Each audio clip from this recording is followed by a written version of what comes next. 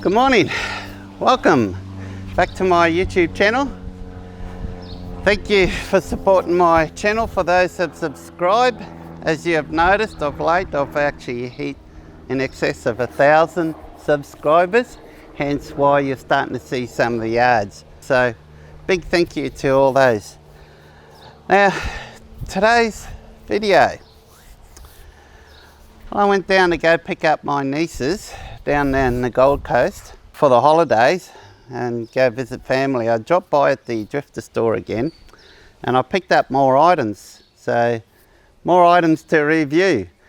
And one of them is something that I have reviewed in the past, just recently.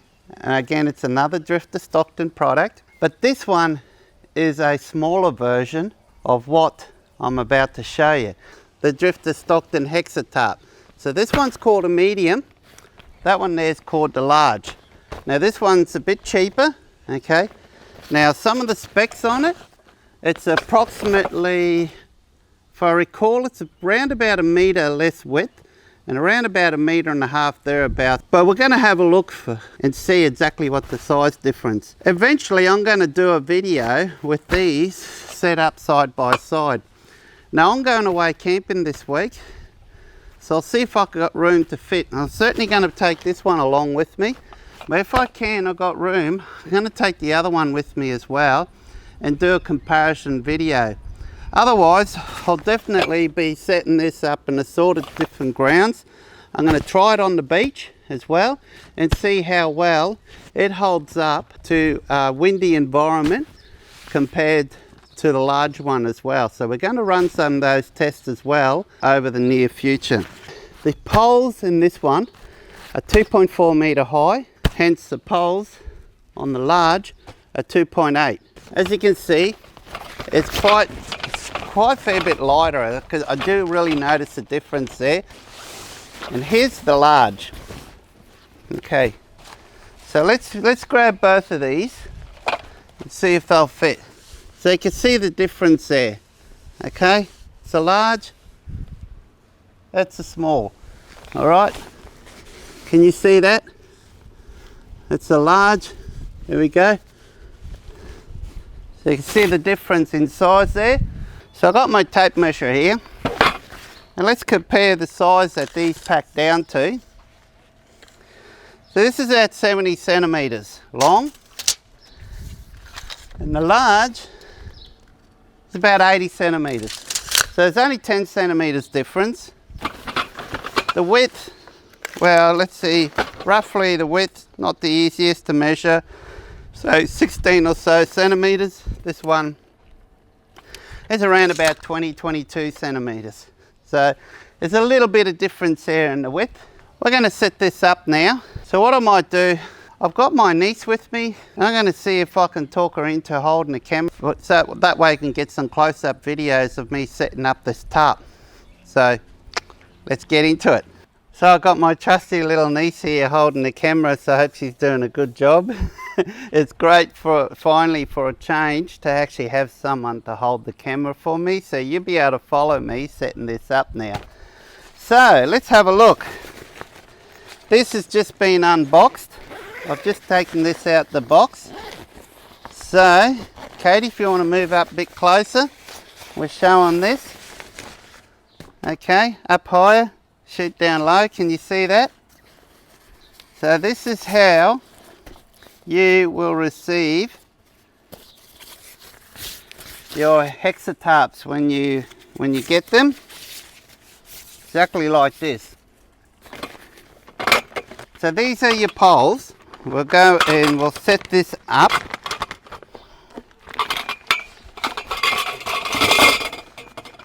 How wonderful, guys, are these Drifta drawers with these pull-out tables. The best feature by far, these tables that pull out. So you know what we do here, as you can see. Okay, so you've got your press clip there. You press that in, bingo, clips in. So we've got, I imagine, 4 sections. So first thing you do, is you set these up, and I've showed you this before. Okay, so that's a height, so it's 2.4 meters high. So remember, the large is 2.8 meters high. So large is a little bit higher. So if you ask my opinion, if you want to set these up with a fire underneath, particularly on a larger size, I would go with the large, or at least get an extra section so you can bring it up higher. And we're going to try these setups. We're going to try different setups and so on. Okay, so if Katie, you want to come up here with me? Okay, just follow me. So we're going to set up in the yard here, just wait there. So this is the bag that comes with your ropes. Now you don't get any pegs with these. Okay, remember I mentioned that in the last one. So most people do have their own pegs. So made of the same type material. Now when you set these up, what you want to do is you want to find the center line. And the center line is the one that's got the metal tag in it.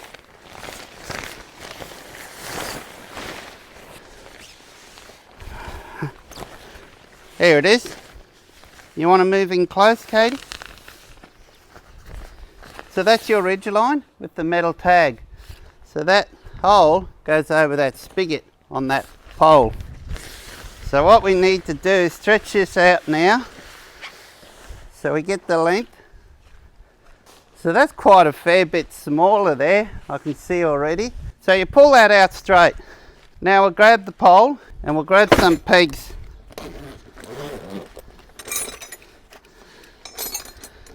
So first we want 4 pegs, and I'm going to show you how we mark these out close. Have a look down here, just here. Okay, so that's where that bigot goes in there. Okay, follow me here. Now I want you back off a bit so we can see the whole. Can you see the whole pole? So what you do, can you see that end? You drop that down there. Now you grab this end and follow me over here, and we angle it out like so, and just come down here.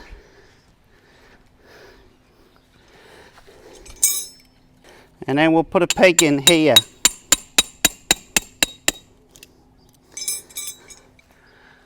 Flip it over. Do the same over here and put another peg in on the end of this pole here. And now we'll place this one over here. And now we do the same on the other side. So we've got this stretched out.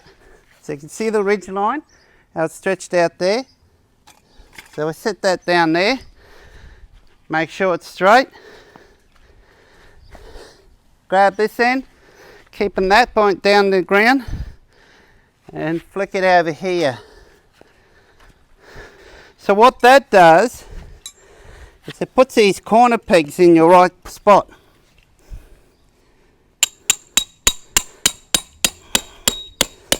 And of course I'm using the Snow Peak pegs and a Snow Peak copperhead hammer.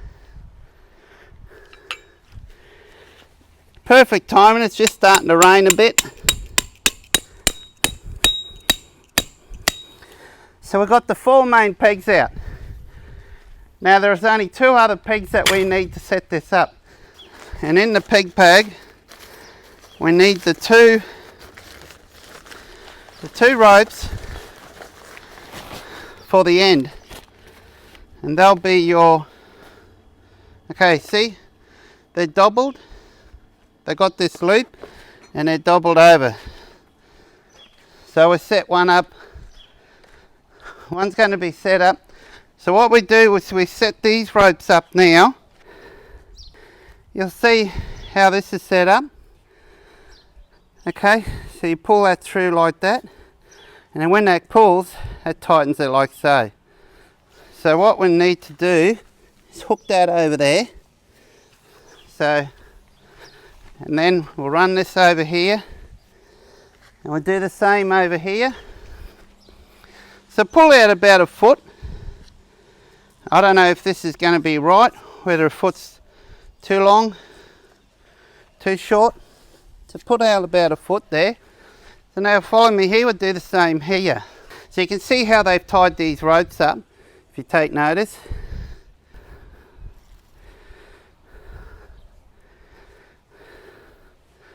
So again we do the same. We'll take one end out here. These are supplied all ready for you to go. You don't have to tie anything up. And then the same over here. Now what we do, I always like to start from the side where the wind's coming from. Now just this proves that you can set these up by yourself. Of course, if you've got another person helping you, you'll get this done in half the time. So now we'll just put the spigot over the top, and then we'll put that loop over the top, walk it in, and walk it in such a way that's on an angle like so. So the wind is blowing that direction. If the wind's blowing this direction, you want to put that end up first, otherwise the thing's just going to collapse. We do the same. Okay, this is somewhat tight, so I might have to back off those pegs off the corner.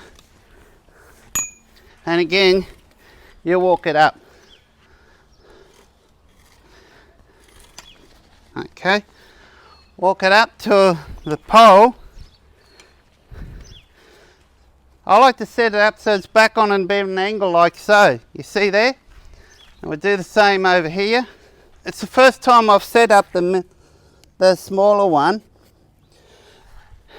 And I've found that when I set up the large, if you look at these, I set them up about that length, seems to be spot on. This one here looks like it needs to be half the width, because as you could see, I couldn't get that pole up, it was too tight. So this is something you'll just work out as you go along. Now we walk this up.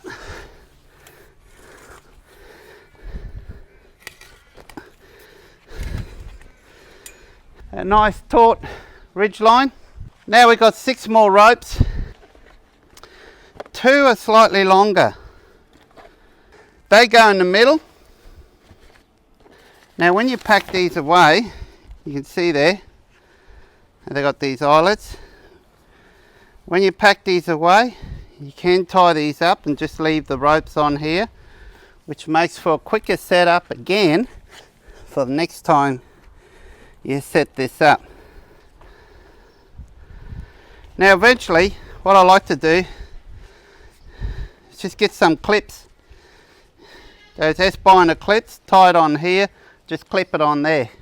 Can you imagine how much quicker that's going to be? Either you leave these tied on, or get those hooks, those S-binders, and just clip them on to make for a quicker setup. Lucky last. Now looking at this, it's quite substantially smaller. Now if you remember the footprint area, that the large one that I did to see what area it takes up, which includes the pegs, it was 10 meters by about 8 meters.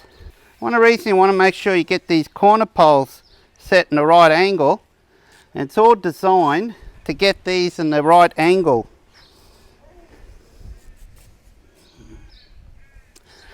Guys, once you sort this out, I'm pretty sure, so hopefully this whole thing won't collapse.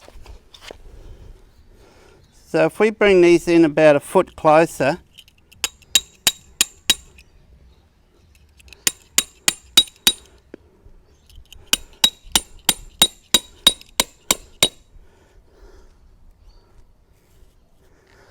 so we've got to go around and do that to all of them.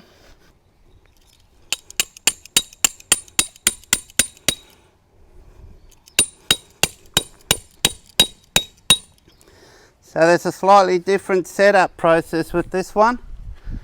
So once I do this,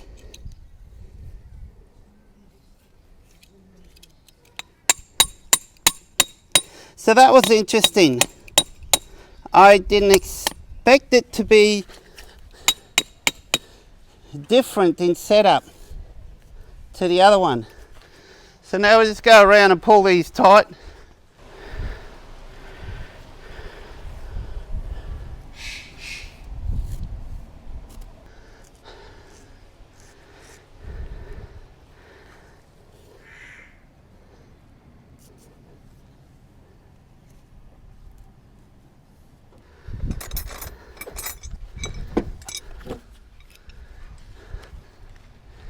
So let's put a peg over here.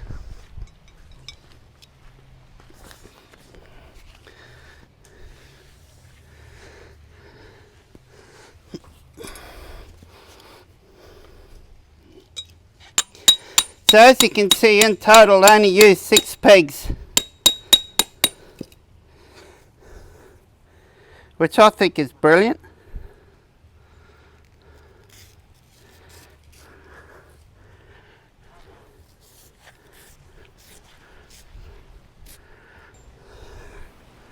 Okay, as you can see, we're missing one of those adjustments on here. So I'll grab one of the Tent pegs. So I'll just use these. These are the 1.8 metre Uniflame poles. Now I like to set these up like so, but there's no way that I'm going to be able to hang on.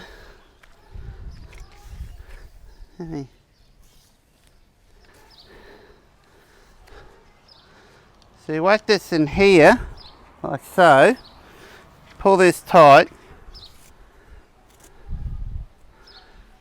and what you do is you back your vehicle right up into here, or your tent.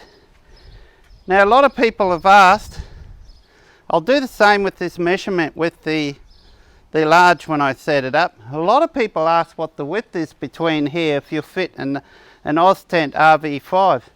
So let's go grab a tape measure and see how wide it is. I don't know if that's going to stay, but let's quickly get into this. So it's at 2.6 metres. So you've got 2.6 metres width here. So that's, and the height, of course, the height is just governed by however high your poles are. And I find, particularly when that time I set up on the beach, that when it's really windy, I had to have the 6 extra poles out to keep it from flapping around. Well, once I did those 6 extra poles set out, if you go back and you check, you'll see it all. It's all on video. Go on the one where I set up the Hexa Tarp on the beach, and you'll see there towards the end where the wind's blowing about 20-25 knots plus, particularly as an aerial footage is taken by a drone. Katie, just hold the camera. That's it, it's a bit lopsided. Particularly as the camera is a drone, and you'll see just how rigid this thing is with the 6 poles out. Eventually I'll find a park somewhere and I'll set it up and compare the two side by side, setting up each one. I'm going to try different things. Now that I've got extra poles, I'm going to have a go extending one pole higher. So I have one end 2.8 metres and the other end at 2.4 metres, and see what that's like as well. So I'm just going to leave this set up for probably for the day and see how it handles the wind. The wind's going to pick up this afternoon.